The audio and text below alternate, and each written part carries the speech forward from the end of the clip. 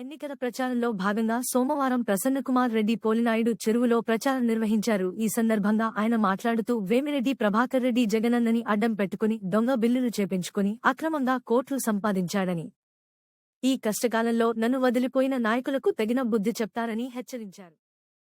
అదన్నకి ticket ఇచ్చాడు.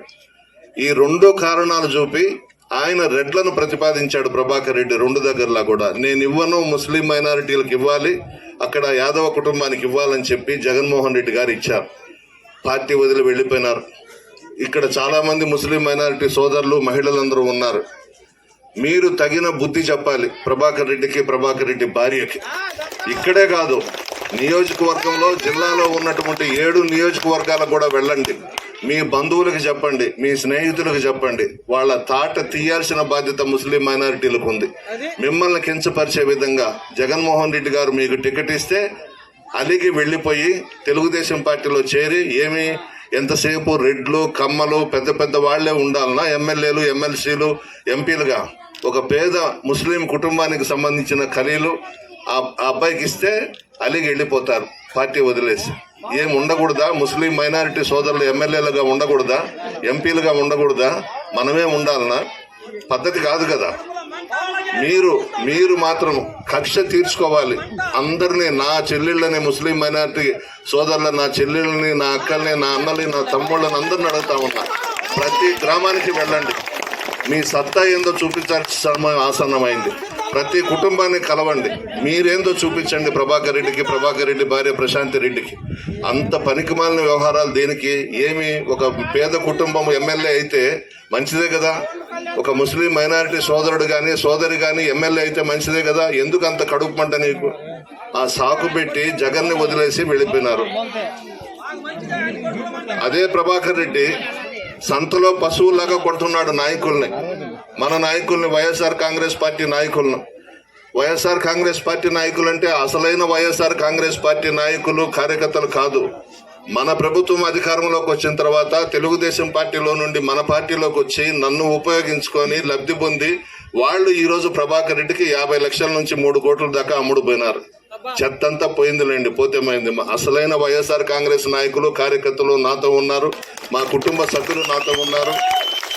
మిమ్మల్ని దగ్గర పెట్టుకుంటా భవిష్యత్తులో కూడా చెప్తా ఉన్నాను.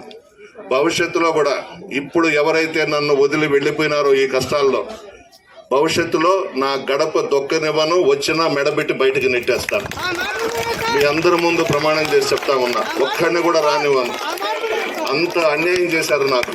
ఈ 5 సంవత్సరాలు నన్ను అడ్డం పెట్టుకొని సంపాదించుకొని ఈరోజు ఒక కోటీశ్వరుడు వచ్చాడని అతని దగ్గర డబ్బులు తీసుకొని ఈ కష్టకాలంలో నాకు తోడుగా ఉండకుండా వదిలేసి వెళ్ళిపోయినారు. ఇంతకన్నా అన్యాయం ఇంకొకటి ఉంటుందా? భగవంతుడు పైన చూస్తా ఉన్నాడు. మీ అందరి ఆశీర్వాదం నాకుంది. నేను మొదటి నుండి కూడా మీలో ఒకటిగా ఉన్నా.